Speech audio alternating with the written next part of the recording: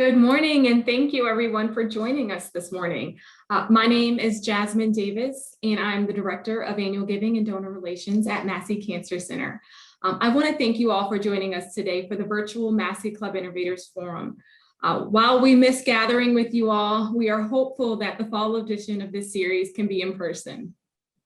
As we launch today's exciting conversation, I kindly ask that you all mute yourselves during the program, and we will provide a time at the end for questions and answers. You can submit your questions directly to me through the chat, or send them to everyone in the chat, or at the question and answer portion of the program, you may come off of mute and ask your question to one of our panelists directly.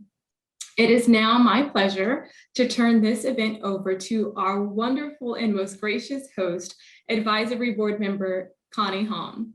Connie? Yes. Thank you, Jasmine, and thank you to our Massey Club members. Massey Club donations are so crucial because they provide Cancer Center Director Dr. Robert Wynn the flexibility to fund the center's highest priorities. Within his strategic plan, Dr. Wynn has identified pancreatic cancer as a top research priority. Pancreatic cancer is one of the deadliest of all cancers, with a survival rate of only 10%. Today's panelists are working to change the landscape of pancreatic cancer. They are innovators and leaders in the field, and we are so excited that they are part of Massey Nation.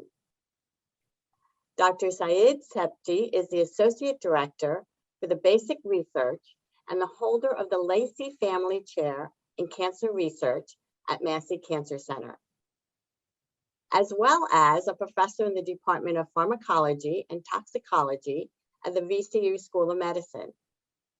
He is a drug discovery, design, and development expert who came to VCU from Moffitt Cancer Center and Research Institute in Tampa, Florida.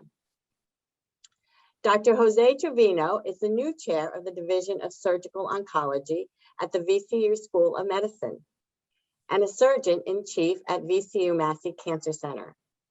He also holds a Walter Lawrence Jr. Distinguished Professorship in Oncology at Massey and is an associate professor in the division. Dr. Trevino comes to VCU from the University of Florida, Gainesville. Before we welcome our researchers, we wanted to share the story of Jeff Schutz, who sadly lost his battle with pancreatic cancer in 2019, and hear from his wife, Julie, and his mother, Karen, about how Massey impacted their lives and the power of positivity has kept Jeff's legacy alive. Jeff and Julie met through mutual friends while living in Washington, D.C., and after a brief stint in Baltimore, they settled down in Richmond, where Jeff grew up, to start a new business venture and married life here in Virginia in 2017. While Julie was 8 months pregnant with their son, Emery, Jeff began to complain of back pain and irregularities with his diet and health. Within 3 weeks of Emery being born, Jeff was diagnosed with stage 4 pancreatic cancer. After getting a second opinion at Massey, Jeff and his family began a 15-month journey through treatment, clinical trials, and hope to try and overcome this terrible disease. Through the ups and downs, Jeff was committed to fighting hard for his life while staying positive. And following Jeff's passing in 2019, Julie and their family and friends established the FCSP Foundation, which stands for Fight Cancer, Stay Positive. Their commitment to funding pancreatic cancer research and making a difference in the future for other pancreatic cancer patients is remarkable. We hope you enjoy hearing a little from them today. Please enjoy this brief video.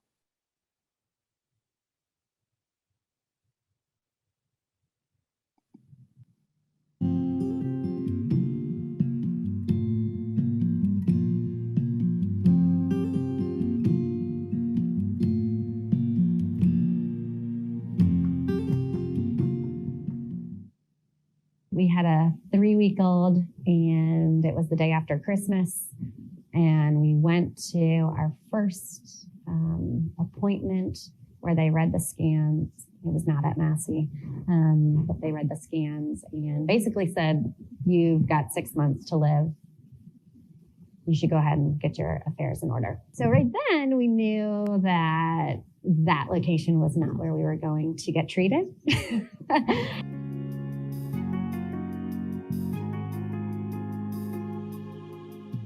I remember leaving the appointment and having this new, refreshed or renewed sense of energy, in that there was a chance, there was hope, and that Dr. Kaplan and Massey and this new team and family that we had just acquired was not going to give up on us. And so, and they didn't. And they didn't ever give us good news. And Dr. Myers never gave us good news, but she was with us every step of the way. And I remember that a little bit later on in Jeff's treatment, I looked at her and just said, please don't give up on us. We're not ready to give up. And she looked me in the eyes and said, I will never give up on you. I will always fight for you and with you.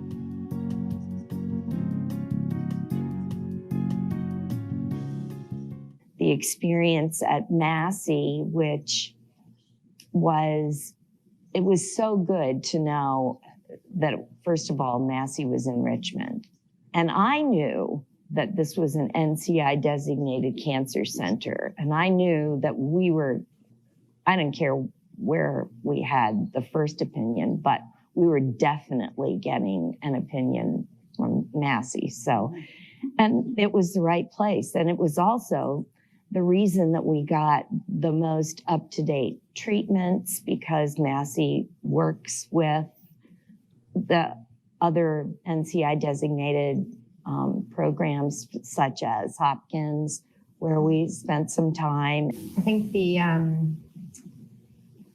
collaboration that you get at a place like Massey, with a tumor board, with knowing that all of the best brains are sitting around the table looking at your scans and making a unified decision.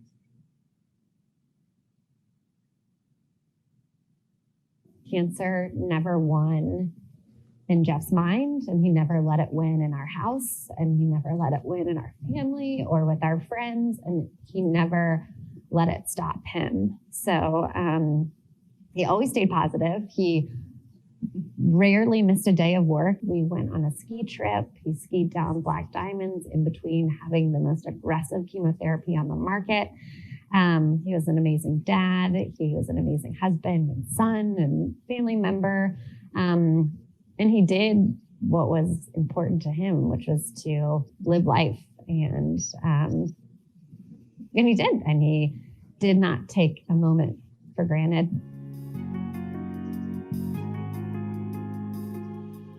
His first chemo treatment was here at Dalton. And I just remember we were popping in to see how he was doing. And he was walking around talking to, all the nurses and generally the other patients who were getting treatments, and really trying to, I said, "You're making this a party or what?"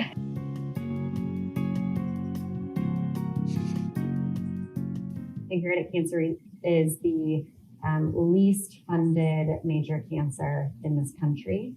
And it also does not have any type of blood test or pre-screen to identify this cancer before it has already spread. And that's why the odds are so tough. So, the point is to fight cancer by raising money and giving it directly to clinical research. And also just continuing to remember that life was made to be lived.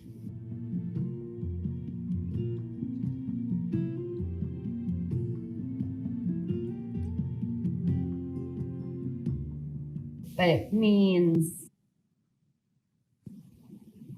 a whole lot of families get their normal back.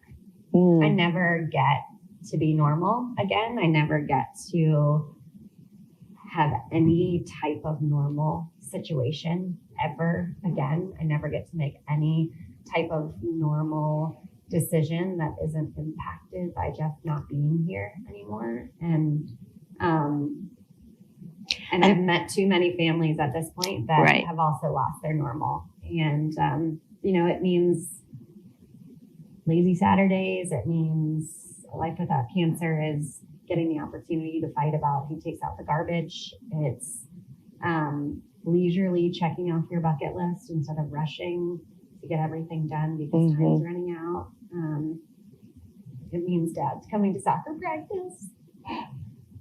And it means getting to get to see a whole life together instead of just a really amazing small amount together. Mhm.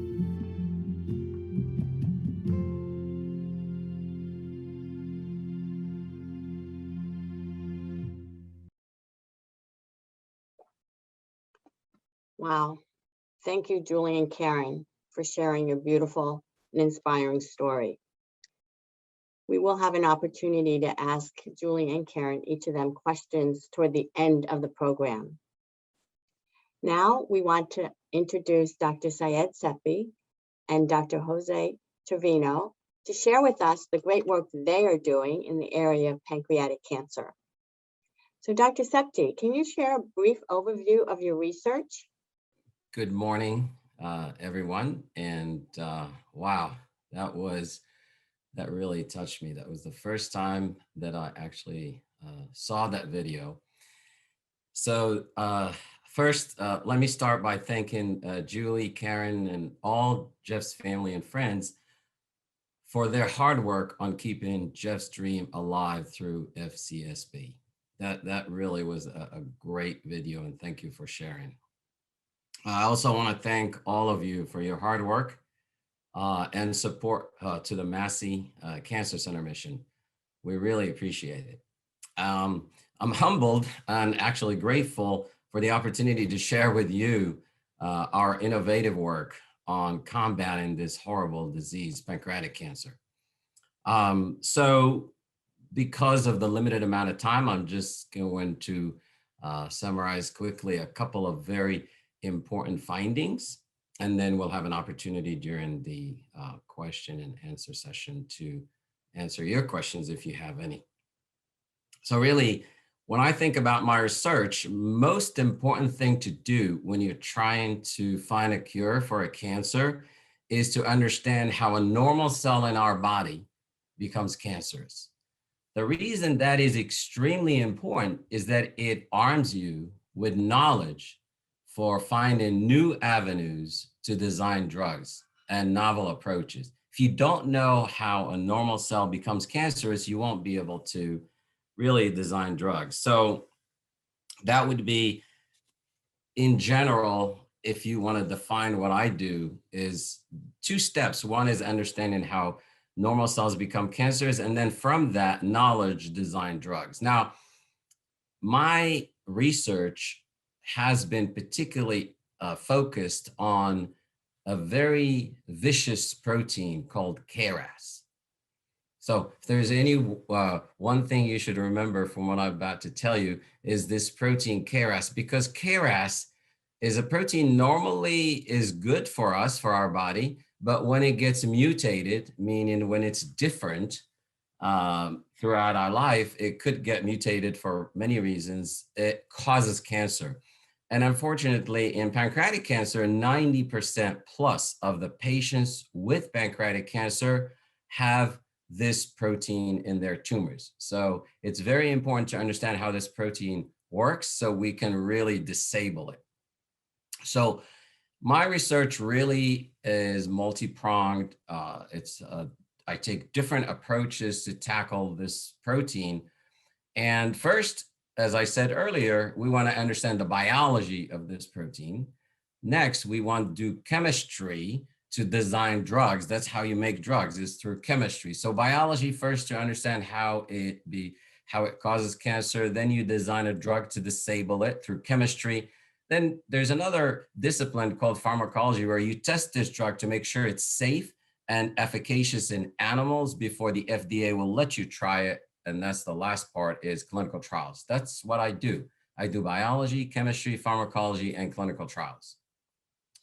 So recently, just to give you a quick example about one of the discoveries we've made since I've been here, about 3 discoveries, but I want to highlight one of them, and that is the most recent. It's really exciting because in less than 9 months, we were able to go from computers, as I'll tell you in a second, to actually getting excited and designing clinical trials for pancreatic cancer based on that. That's phenomenal. And that is thanks to including in my research computers and machine learning and artificial intelligence.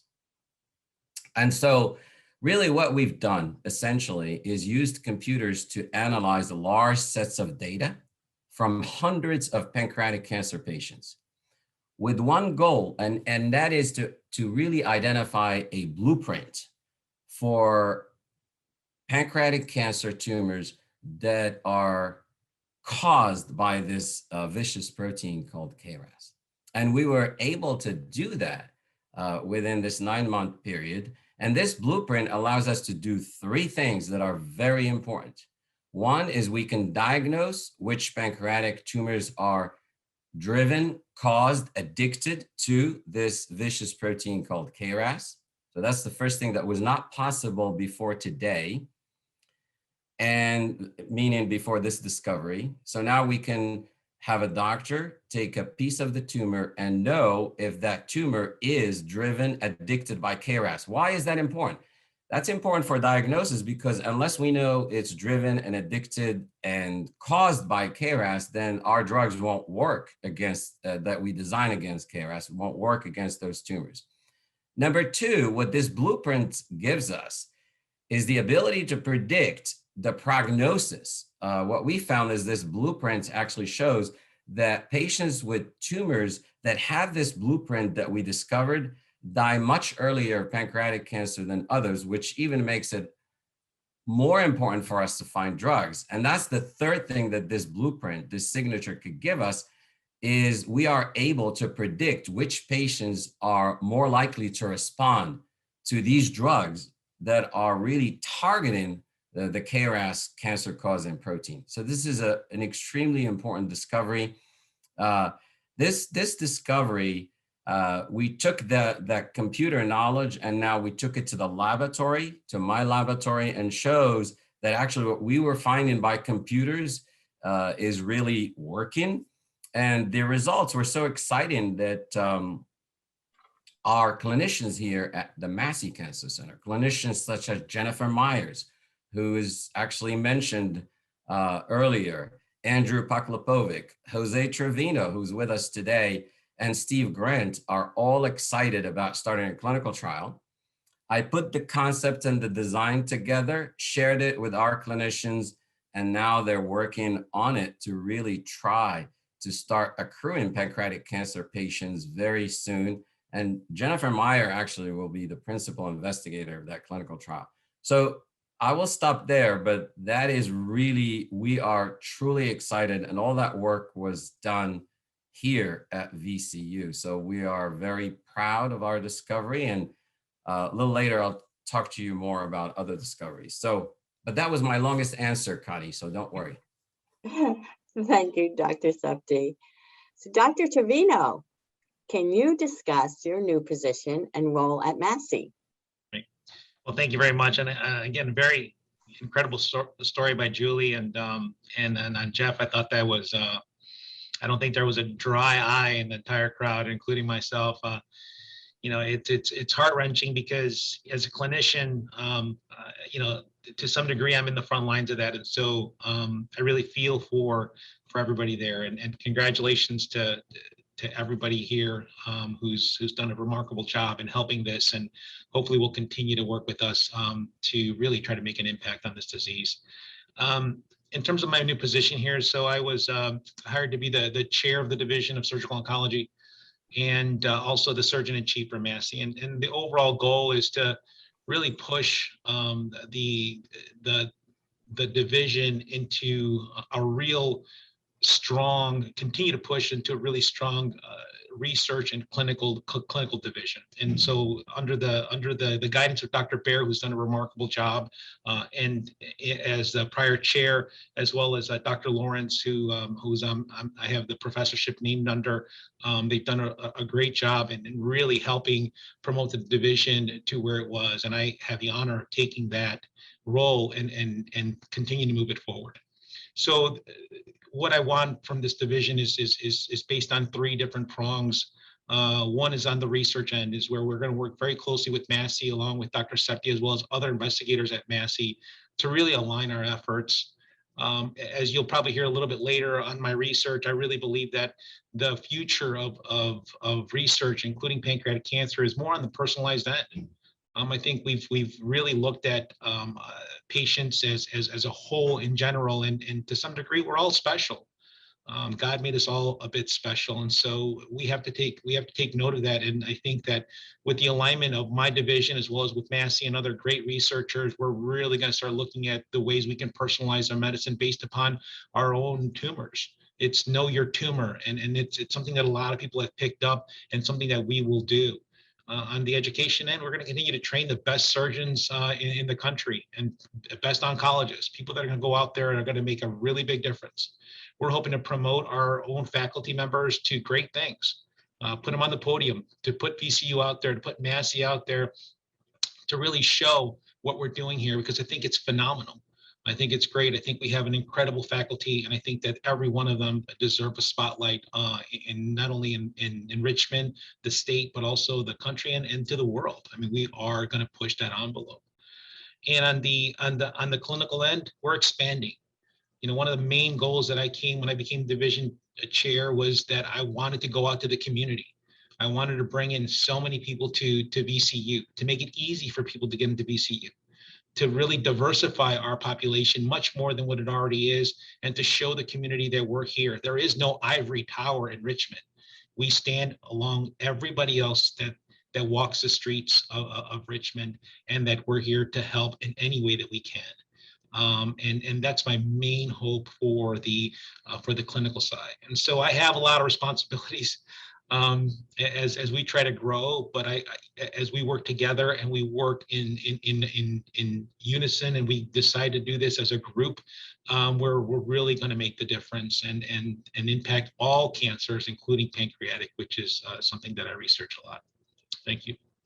So Dr. Trevino, tell us the story how you got to be here at Massey, and why are you so excited to be here? All right. It's odd. I mean, I'm a faithful man. I'm very religious to a great degree, and I think God sets us on our path for all the interesting reasons. So I was at the University of Florida for 11 years after my fellowship, and when I first got to Florida, I was on a pancreatic biliary service. In other words, all I did was pancreatic resections on top of building a research endeavor there as well. Right out of fellowship, it was my responsibility. And I've always been one that if I do research, I want to ask the question as to why am I doing this? There has to be some clinical component, very much like what Dr. Septi is doing with his work and really translating that into a clinical trial into patients. I'm the same way, except that I look at the patients from the clinic, and then I ask the questions as to why are my patients suffering, and how can I take that question as to why they're suffering and take it into the lab and figure out how I can fix that. And so when I first got to UF, I started noticing something. I started noticing that the patients that were of minority descent, Black or Hispanic, were not coming in at the same stages of disease, especially pancreatic cancer. They were coming in much more advanced. And we started to note that there was a disparity, that there was a difference. There was something not right about the whole how people were presenting.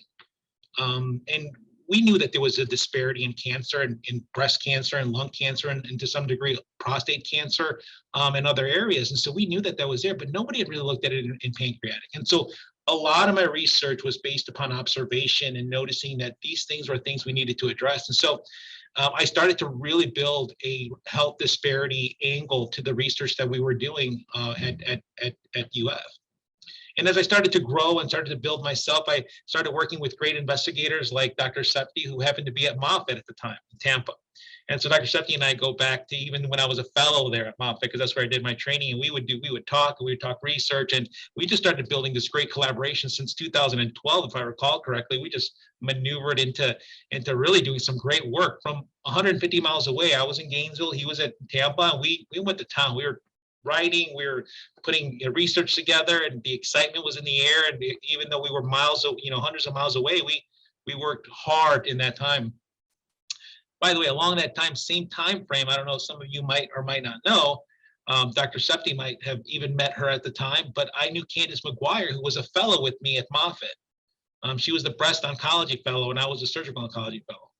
So these names should sound a little bit familiar because Candace is my current chief of breast oncology or breast surgery here at VCU. And so as I developed great relationships, continued relationships with Candace, continued relationships with Dr. Septi, I happened to be from the University of Illinois at Chicago. And I would go back there and visit my old alma mater, and that's where I did my residency training and undergraduate in medical school. And I happened to go there and visit my old chair. It says, I want you to meet the Cancer Center director of the University of Illinois Chicago by the name of Rob Wynn.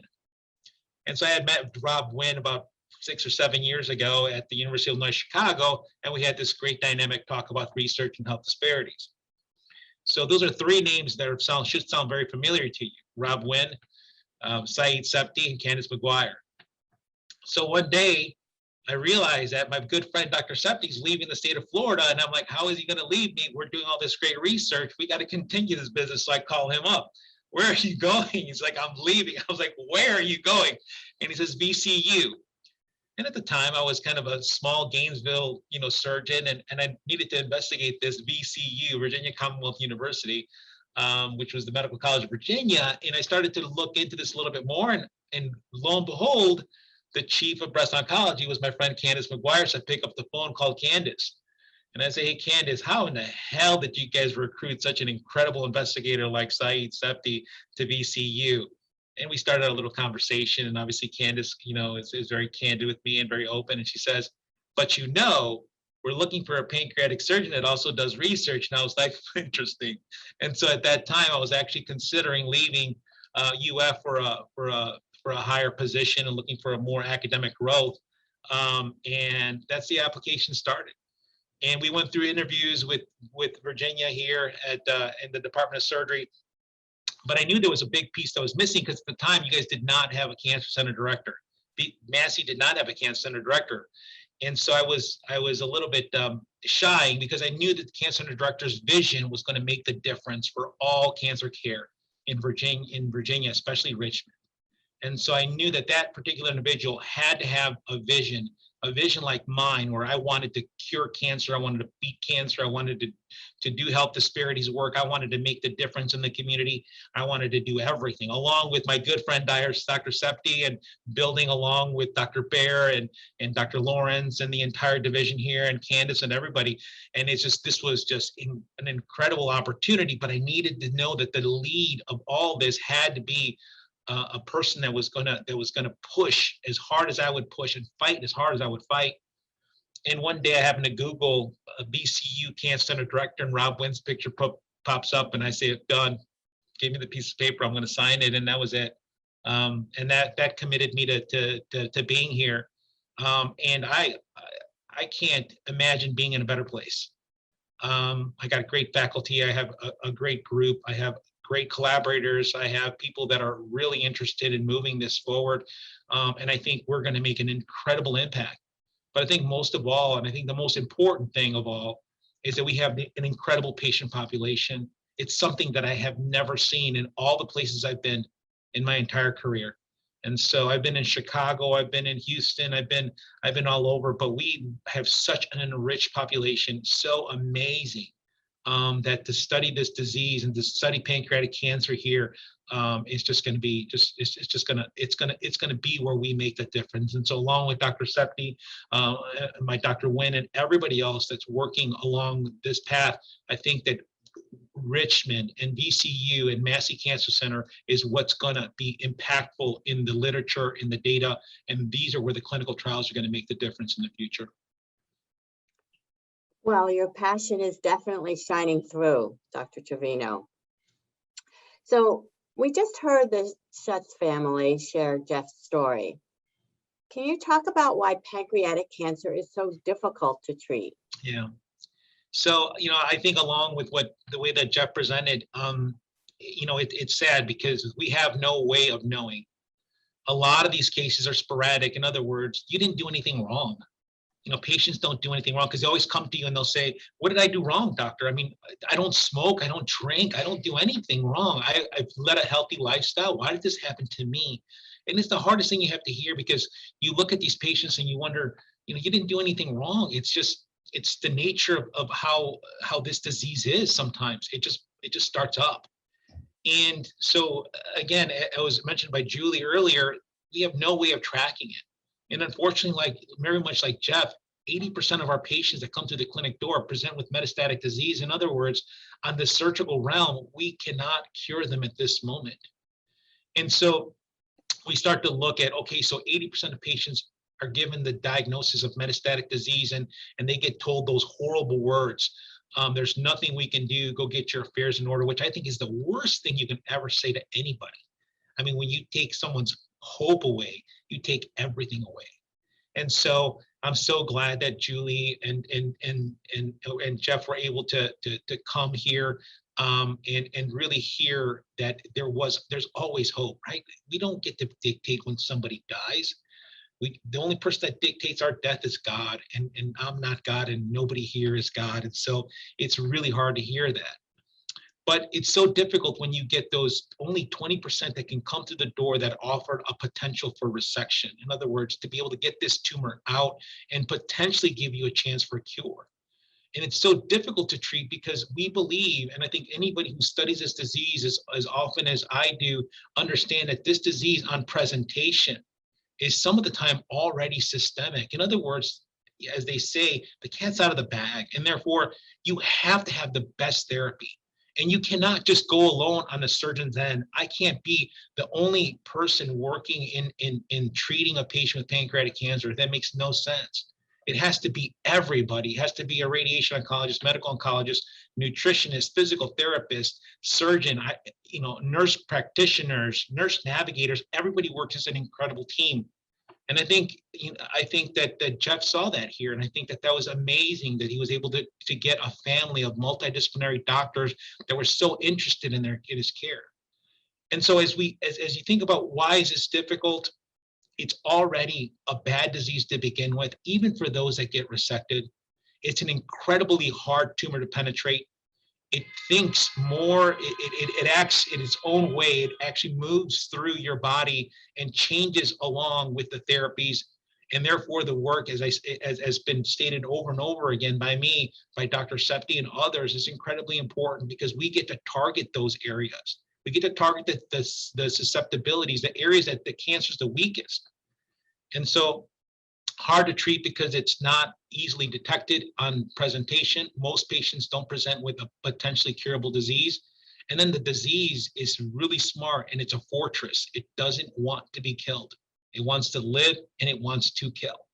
And therefore, I'm all about fighting this and I'm all about figuring out ways to do this and really work in that direction. So I think that our research, along with what Dr. Septi is doing and others at Massey, align with that. And so as Dr. Septi really looks at targeting cancer, pancreatic cancer, I look at not only targeting it, I look at ways of quality of life, of helping somebody build their nutritional stores and their muscle mass to help fight the disease along the way.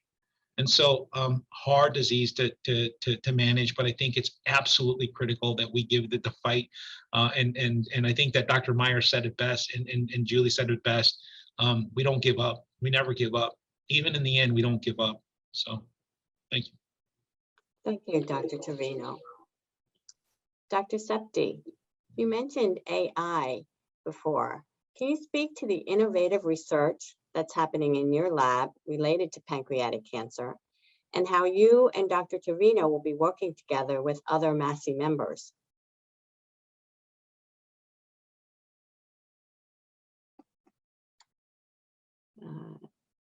Yeah, I was muted again. Yeah, so I think that the exciting results that I talked about is really earlier are just one of many.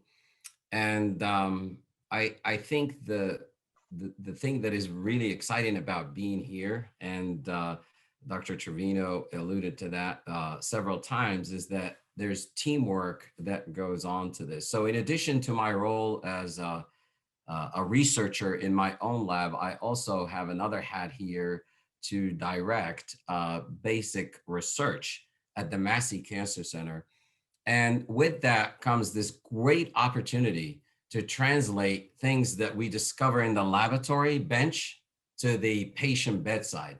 So what we are doing there in terms of broadly at Massey, how we actually discover new cancer-causing proteins and new drugs, is an initiative that we call Molecules to Medicine. And I know that some of you have heard about this because we have done several webinars here at the Massey Cancer Center, sometimes focusing on brain cancer, sometimes on breast cancer, pancreatic cancer, and the like. But I think Molecules to Medicine, what it does is really go through that spectrum from understanding how cancer develops into a person all the way to designing a drug, testing it, and hopefully having the FDA approve it as a drug for a cancer. So in that process, Massey is actually very successful. We have 25 projects that are in this process from discovery to clinical trials, and 4 of those have advanced to a level that is ready to start preparing what's called a IND application to the FDA, essentially showing the FDA the concept, the drug, and also whether it's safe or not. So I'll tell you about 4 of them that have advanced to that level. So out of the 25, there are 4 here at Massey that we're really excited about. One of them is in pancreatic cancer, and it deals with a drug that I designed while I was back at the Moffitt Cancer Center, and now we're working with Medicines for All to really make more of it, formulate it, and try to get what the FDA wants to see for safety before we inject it into people. So that's one drug from my own lab. There's another drug from Dr. Jennifer Koblinski and Nick Farrell's labs that is called Triplatin. And some of you have heard about it through this M2M, Molecules to Medicine webinars. And that drug actually will be tested once the FDA approves our application to test it in humans in breast and ovarian cancer. The last 2, one is from Dr. Paul Fisher's lab here at VCU as well. It's called Pdzi Inhibitor. And that drug is targeting brain cancer as well as other cancers like melanoma. And the last one actually is not a drug, it's a vaccine called GRP Flag. And that vaccine is to treat melanoma and other cancers. And that's from Dr. Sean Wang's lab with collaborators. So I think those are the type of things that we're doing here at Massey that go beyond my own laboratory, beyond Dr. Trevino's laboratory, but a collaboration. And as I said, there are 25 of these projects. I think that we are one of really a few unique cancer centers that take things from the bench all the way to the clinic, making our own drugs even. And the last thing I'll say is that with the arrival of Dr. Trevino, and he said enough about how much we've worked together even before he decided to accept this position. It was really gratifying to see that happening because not only I get to continue to collaborate with him, but also broaden, as you asked the question, Connie, how do we work with others? So Dr. Trevino didn't talk about this, but he has a great vision of helping us do something that is incredible. And that is to take a tumor from a patient. So he's a surgeon and he's doing this very well. He would take a tumor from a patient from the OR and then try to immediately implant it into animals so he can understand how that tumor behaves in terms of, for example, a great example of his work is to test that tumor. Let's say we had a pancreatic cancer patient. You could take that tumor from the OR, test it in animal models or in cell culture, and then ask the question, let me try these 5 drugs and see which one works best.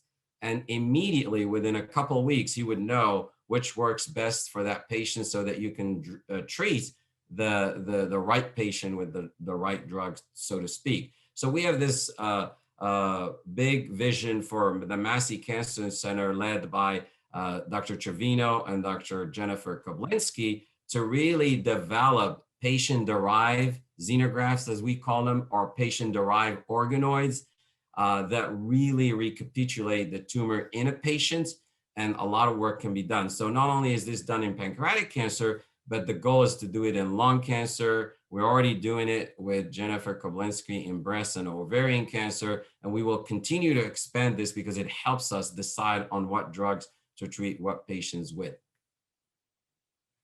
Thank you, Dr. Sethi. And you can see from both Dr. Sethi and Dr. Trevino how excited they are and enthusiastic about what they're doing here at VCU Massey Cancer Center. So this is some time for Q&A, and Jasmine will be taking care of that. Thank you, Connie, and thank you all for sending me your wonderful questions. I'm just going to jump right into those that have been asked. And Syed, some are coming to you, Jose, some to you, and then Karen and Julie as well. So Dr. Sethi, the first one is for you. If everyone has the KRAS protein, is there a possibility of genetic therapy to keep it from turning into a cancer? Yeah, gene therapy is really not there yet in terms of our ability. The concept could be there, but in terms of our ability technically to do that, it's hard. So let me explain.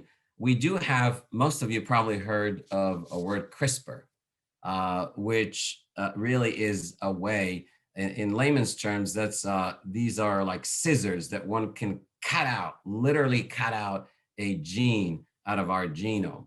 So in cells in the laboratory, we could do that. We could take a tumor from Dr. Trevino's OR. We could take that tumor, we can CRISPR out or scissor out or cut out KRAS, and the tumor does not grow. And we do that. We published it many, many times. That's what all our research is based on initially, was to show that this KRAS really is the cause of tumor, because when you take it out with CRISPR, it really does not grow.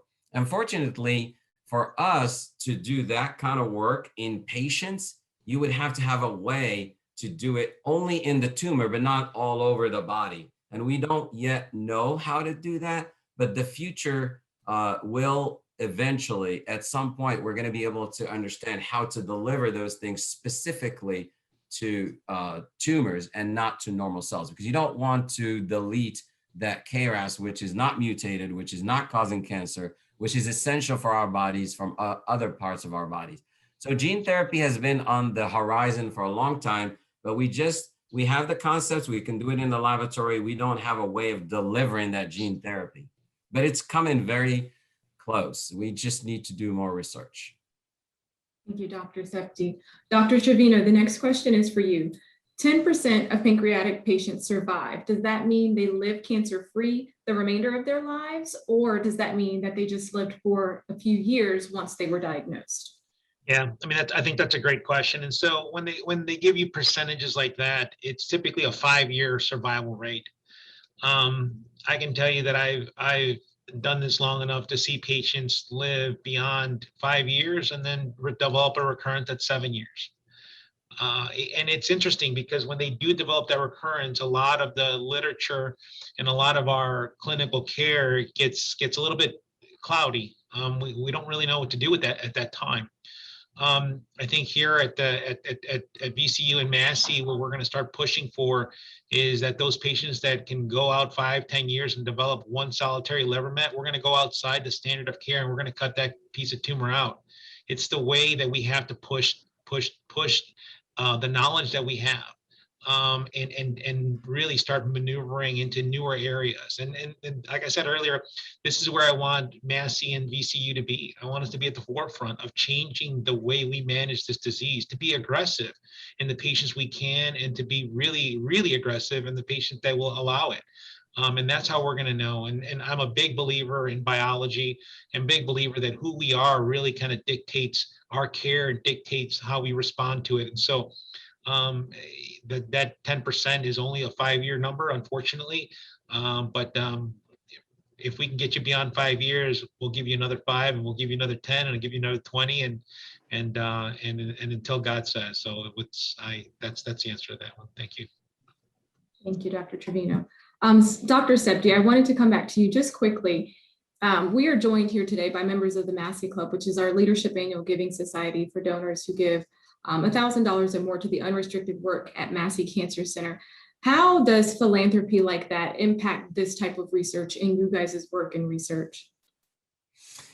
Yeah, huge. I think there are certain things that we rely on the government through grants to get our research done. It's highly competitive, and it's something that we do well here at Massey, and we have the National Cancer Institute funds a lot of our work. However, there's only 1 out of 10 applications that get funded. So this shrinking budget, and it continues to shrink, really is much less you can do without philanthropy. So I think in my particular case, I can attest that receiving the Lacey Family Chair was a major factor in my decision, because what I can do, what you can do with philanthropy, is do high risk, high reward kind of projects that are extremely important to the success. A lot of people, when they apply, they're very conservative, but what you can do is take more risk, and believe me, you get a lot more, as we heard this morning, a lot more reward with some major discoveries. The other thing that philanthropy does is allows you to do things that normal grants don't do, which is buy very expensive pieces of equipment. And I can attest to that myself through the Lacey Family Chair, where I was able to really buy pieces of equipment that are highly innovative and leading edge. I can't talk about philanthropy without taking the opportunity to thank the Lacey family, of course, for their generous support of my lab research. And I also want to thank Chip Lacey for serving on the Massey board and his relentless hard work to promote the Massey mission. Thank you, Dr. Septi. I want to turn to Julie and Karen now. You guys shared your heartfelt story about your family's battle with this terrible disease. And so Karen, I want to ask you first, having been involved with Massey for years, what makes you excited about Massey's investment in pancreatic cancer research? I think my excitement stems from all that Dr. Septi and Dr. Trevino, and I know Dr. Wynn's not here today, but I just think they are such great spokespersons for what they are accomplishing. And it's wonderful for our community to know that I hope no one ever suffers from this disease, but that Massey is here, and Dr. Wynn has managed to recruit some wonderful researchers to help find the cure, or at least better treatments for this disease. So that I love it that it's here in Richmond and you all are here. Thank you. Thank you, Karen. And Julie, for you, we heard about the organization that you started, the FCSP Foundation, to carry on Jeff's legacy. Can you talk about how that organization is investing in pancreatic cancer research? Yeah, so we have started, so we're just almost a 2-year-old nonprofit. We are fully volunteer run. And so at least to start, I had very high expectations of where we would make sure we were contributing with our fundraising.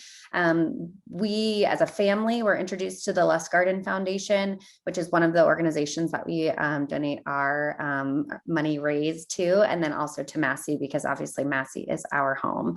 And so some of the ways that we use that money go right into, well, first of all, every single dollar raised by the FCSP Foundation goes directly to clinical research. We make sure that that's part of what we're doing. So in some of the ways that we're looking at bettering pancreatic cancer research, I know that it's been touched upon today, but there is no early detection test or method for pancreatic cancer at this time. And even the blood test that does exist for pancreatic cancer that we use for pancreatic cancer is not 100% reliable. Sometimes it can give you some false information that really, my assumption is, makes treatment extra hard for our oncologists and for patients. So first and foremost, the money that we raise is going to detecting an early detection blood test. The one that is currently going under clinical trial right now is through a project called CancerSeek. And this research lays the foundation for a single blood screening for multiple cancers, such as ovarian cancer, pancreatic cancer, and a lot of internal cancers that are typically really hard to detect because of where they are in your body. So you don't detect them until they're already metastatic. And this test that they're doing the idea is that it will become so easily available that it will be offered as part of like a routine medical check, so that we can have a baseline for blood tests. So that's one way. The other way is that we're using a lot more, some of our money is going to artificial intelligence testing. Pancreatic cancer tumors, from my understanding, are really, really hard to detect on certain types of scans, like CT scans. And so some of our researchers are using AI in order to detect tumors as small as a centimeter on our CT scans, which can also help for significantly early findings, which then can help, obviously help our treatments be more effective. And then the last thing for us, and this is like specific to my heart and to Karen's heart, but when Jeff was diagnosed, he was diagnosed at stage 4. And like we've said many times, we were not at other places given a lot of hope. When we started looking at clinical trials, my husband was 34, he was healthy, he could withstand quite a bit. And we were ready to do anything and everything, but because of the stage that his cancer was found in, there was very little that we could do. And so we've also put money into different types of clinical trials specifically for stage 4 metastatic patients, because we believe that everyone should be given the same type of hope. Awesome. Thank you, Julie and Karen, for your bravery and for just sharing your story today. I know it's not easy. And as Dr. Trevino mentioned, I'm sure there wasn't a dry eye in the audience. So thank you all for that. And Syed and Dr. Trevino, thank you both for your time today. And I know Dr. Trevino was answering some of the questions in the chat feature. So if there are any questions that have been left unanswered, we will be sure to follow up with whomever asked them so that we can get you an answer. So please do not worry. We just want to be respectful of everyone's time today. And Connie, I wanted to turn it back over to you for our closing remarks this afternoon. Yes, thank you again for your investment in Massey. Your generous support helps arm our scientists, such as Dr. Septi and Dr. Trevino, with the resources to pursue innovative cancer research. And I hope you found today's discussion inspiring. All of us at Massey are hopeful for a future without cancer and are so grateful for your partnership. Thank you.